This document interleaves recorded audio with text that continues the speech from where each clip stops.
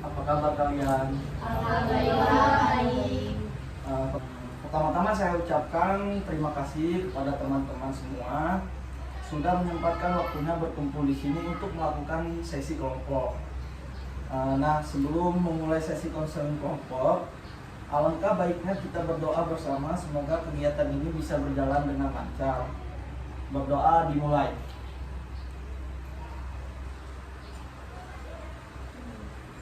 Amin. Berdoa selesai.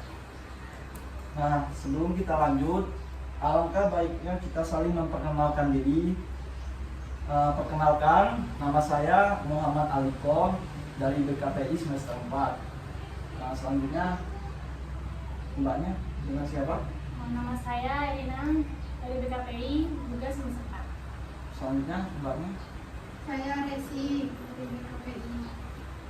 Selanjutnya masnya? Saya Fadil dari BKPI semester 4. Selanjutnya? Saya Tika dari semester 4. Selanjutnya mbaknya? Saya Resi dari BKPI. Yang terakhir? Saya Diana Putri dari BKPI. Dari BKPI semua ya? Iya. Baik teman-teman, di sini kita akan melakukan sesi konseling kelompok. Seperti kakak bilang tadi, selain itu kakak mau nanya kepada teman-teman, udah tahu belum apa itu sesi konseling kelompok? Sudah. Bagus, jika kalian sudah tahu. Tapi di sini kakak pertegas lagi bahwa konseling kelompok adalah suatu bentuk pelayanan atau bantuan yang diberikan oleh konselor kepada individu yang membutuhkan untuk menyelesaikan masalah yang sedang dihadapi yang dilaksanakan dalam kelompok dengan melibatkan fungsi saling percaya dan saling pengertian satu sama lain dan saling menerima, saling mendukung. Nah, dalam sesi konseling itu ada 3 asas. Yang pertama, asas kerahasiaan. Yang kedua, atas keterbukaan, dan yang ketiga, asas kesukarelaan. Yang pertama, asas kerahasiaan, di mana nantinya semua masalah, semua cerita yang nanti kalian sampaikan akan kita juga jaga kerahasiaannya. Yang kedua, asas keterbukaan, di mana kalian bebas bercerita tentang masalah yang terjadi tanpa rasa takut dan sebagainya. Yang ketiga, asas kesukarelaan. Kalian datang ke sini secara sukarela kan? Ya. Betul. Nah, baik, kakak akan menjelaskan sesi konseling ini akan berlangsung selama 30 sampai 40 menit. Apakah kalian sudah mengerti? Baik, langsung saja saya akan tahu dulu permasalahan dari rekan-rekan sekalian. Yang pertama dimulai dari mbaknya. Jadi saya mempunyai masalah kurang percaya diri, Kak. Baik, kurang percaya diri dalam hal apa? Dalam hal belajar apa menurut ibu, saya juga kurang percaya diri. Baik, untuk kakak sebelahnya. Saya suka terlambat, Kak.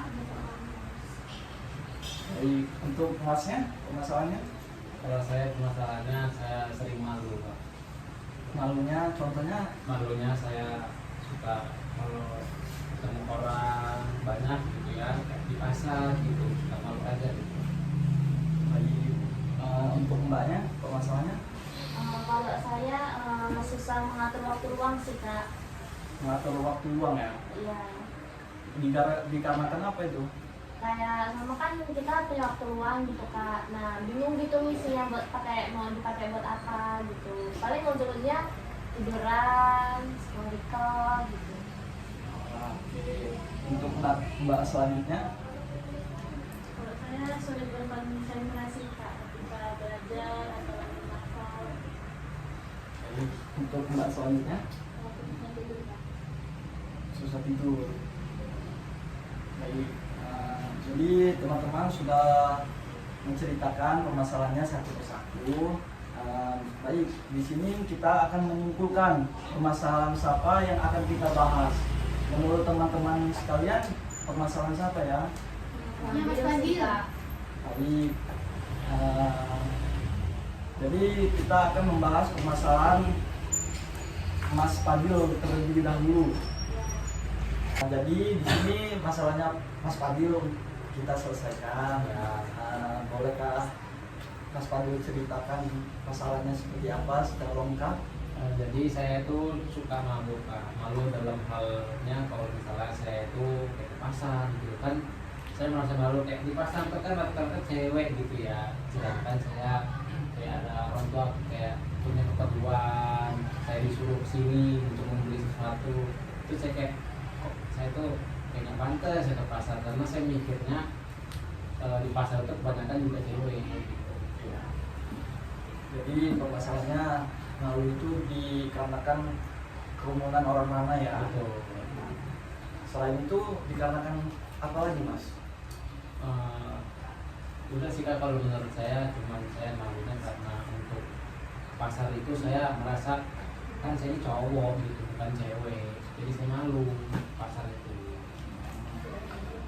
Baik, saya mau nanya kepada Mas Fadil, kalau untuk malu untuk kan biasanya kumpul keluarga tuh. Iya. Mas Fadil apakah malu untuk kumpul bersama keluarga Mas Fadil apa seperti apa? Kalau untuk di keluarga sih enggak ya, karena kita sudah saling berinteraksi sebelumnya dan kita sudah saling mengenal. Yang saya di sini malu itu karena yang pertama saya belum mengenal orangnya kan, yang kedua saya juga di pasar itu kebanyakan cewek gitu, sedangkan saya kayak cewek semua, jentat, saya takutnya saya kesana itu dianggapnya orang yang apa gitu, saya beranggapan seperti itu. Jadi menurut saya Mas Fadil ini malunya dalam hal orang yang tidak dikenal ya. Iya, Sedangkan di keluarga Mas Fadil ini tidak malu untuk berkumpul Tidak. atau bersosialisasi. Baik teman-teman, di sini kita sudah mendengarkan cerita lengkap dari Mas Fadil permasalahannya. Jadi Mas Fadil kan tadi kan cerita. Ya. Nah, kalau di pasar itu malunya dikarenakan Mas Fadil ini cowok. Nah, sedangkan di pasar itu kan ada ibu-ibu, ada perempuan juga. Nah, apakah Mas Fadil hanya di pasar saja yang malu? Tempat umum lainnya, apakah Mas Fadil malu juga? Tolong dijelaskan. Kalau untuk malunya itu, kalau di tempat umum sih malunya itu tidak sebanyak tidak sebesar yang di pasar ya. Maksudnya itu kalau di pasar tuh saya sering kayak mikir itu saya tuh kan di sana cowok ya, di sana tuh cewek semua gitu. Jadi saya beranggapannya bahwasanya saya tuh menjadi orang aneh di sana karena di sana cewek semua, sedangkan saya merasa nggak pantas untuk pergi ke sana. Kalau di tempat umum lain tuh saya merasa ya malunya seperti biasa saja, tapi ada rasa malunya. Jadi di sini saya akan menanyakan kalau Mas Fadil contohnya kan tempat umum itu banyak. Contohnya Mas Fadil pergi ke mall. Nah, di situ kan banyak kerumunan juga, ada juga perempuan juga ada di situ. Nah, apakah Mas Fadil malu untuk pergi ke sana atau kayak mana? Kalau untuk di mall itu tidak seberapa malu ya, karena emang orangnya tempatnya juga terlalu besar kan, besar. Kalau di pasar kan kita kayak sempit-sempitan gitu, jadi kan orang kayak senggol-senggolan, malu gitu untuk pasarnya, karena emang jelas banget di sana emang ramai ceweknya. Sejujurnya yang Mas Fadil rasain itu apa kalau lagi di pasar? Kalau lagi di pasar saya tuh ngerasa ya malu Mbak, Malu karena itu dengan takut kah atau ngerasa apa? minder, Minder. minder karena saya cowok di situ. Karena kebanyakan cewek juga kan, jadi saya untuk bertanya-tanya pun saya malu gitu, karena di situ banyak perempuan. Sekiranya Mas Fadil kalau ke pasar itu sama siapa? Biasanya saya sendiri. Sendiri? Pasar. Iya. Baik. Di sini tadi kita telah mendengarkan permasalahan lengkap ceritanya Mas Fadil. Nah, jadi teman-teman, kita akan menjawab atau permasalahan dari persoalan Mas Fadil ini secara bersama-sama. Jadi dimulai dari sebelah kiri saya terlebih dahulu. Mbak Elina, yang mana? Oke, bisa buat Mas Fadil kan nggak harus ke pasar tradisional tuh, banyak juga sayuran keliling atau bisa juga Mas Fadil beli di toko sayuran terdekat gitu. Jadi supaya menghindari kerumunan. Jadi untuk Mbak Resi gimana pendapatnya? Kalau menurut saya, Mas Fadil kalau emang malu karena posisinya sendiri, Mas Fadil bisa ajak kawan, teman atau adik atau kakak Mas Fadil. Jadi Mas Fadil tuh nggak ngerasa minder karena posisinya kan Mas Fadil tadi minder, ngerasa beda dari yang lain. Oke, selanjutnya untuk Mbak Tika, pendapatnya untuk permasalahan Mas Fadil seperti apa? Kalau menurut saya sih harus dilawan ya Kak, rasa takut, rasa malunya itu untuk ke pasar itu, karena kan nggak setiap waktu harus nggak orang tuanya kayak kalau yang bantuin selain Mas Fadil, siapa lagi gitu ya? ya balik lagi cara dirinya aja sih. Jadi, untuk Mbak Revi, bagaimana pendapatnya tentang permasalahan Mas Fadil?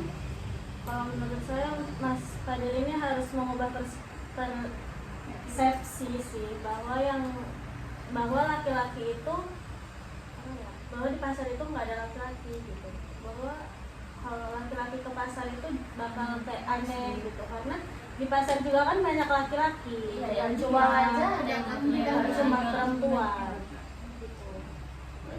Oke, untuk selanjutnya baik untuk Mbak Diana Putri, bagaimana pendapat soal permasalahan Mas Fadil ini?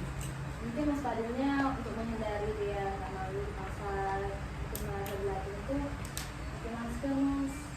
Jadi kayak itu tadi kayak pede aja, udah anggap aja nggak ada yang ngeliatin gitu.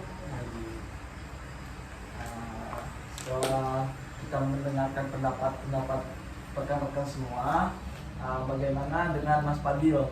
Apakah menangkap pendapat dari rekan-rekan semua dan bisa melaksanakan pendapat tersebut ke depannya?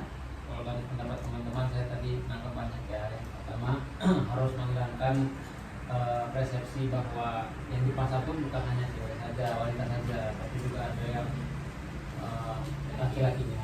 Yang kedua juga kalau saya tuh yang harus bisa. Yang kedua saya juga harus ya bisa mengajak teman saya lah untuk pergi ke pasar supaya saya ada teman untuk diajak ngobrol gitu kan, supaya nggak merasa ingin atau malu di sana. Yang ketiga juga saya harus percaya diri lah dari kata buatnya, harus pakai masker gitu, pede aja dulu. Nah, kalau untuk dari saya sendiri sih saya sudah bisa ya untuk pelan-pelan menerima saran teman-temannya. Untuk pelaksanaannya akan saya coba untuk secara bertahap, tidak langsung semuanya saya coba. Nah, syukur kalau Mas Fadil sudah bisa menangkap atau menerima saran dari teman-teman, menangkap atau dari permasalahan yang kita bahas barusan, dan kebetulan juga waktu kita telah habis, waktu sesi konseling kita sudah habis. Maka konseling untuk hari ini kakak akhiri. Jika nanti Mas Fadil suatu saat ada hal yang kiranya perlu dibahas atau ada permasalahan berikutnya, jangan sungkan-sungkan untuk bertanya kepada kakak melalui konseling selanjutnya. Baik, kakak tutup sesi konseling kita pada hari ini. Terima kasih atas waktu dan kesempatannya. Kakak tutup. Wassalamualaikum warahmatullahi wabarakatuh. Waalaikumsalam warahmatullahi wabarakatuh.